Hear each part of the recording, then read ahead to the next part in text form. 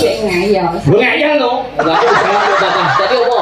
Dengan perso yang luar nih kok. Mau luar negeri. Mau luar negeri. Luar negerinya kan pinter-pinter loh. Pinter-pinter. Saged damel lampu, saged damel listrik, saged damel pesawat. Nih kok kulitnya rupanya putih-putih loh Mas.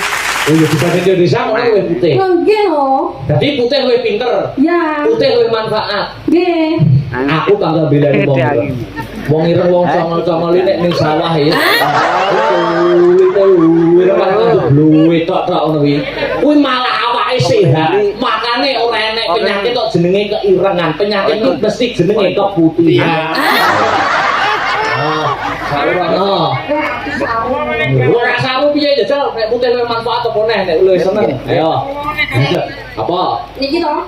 Bapak-bapak, ibu-ibu, mbah kom, mbah putih, emas, adik, mbak. Ah, Niki lak sami mirsani wayang madhep mriki to. madhep kene kabeh. Mesti ya, mestine sing dipirsani ini kok sinden-sinden sing kulite putih-putih niki to Mas.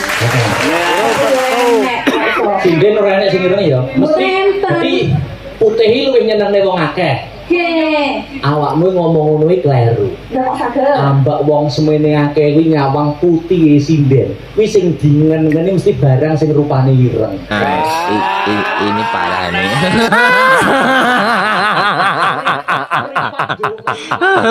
Tenang, tenang.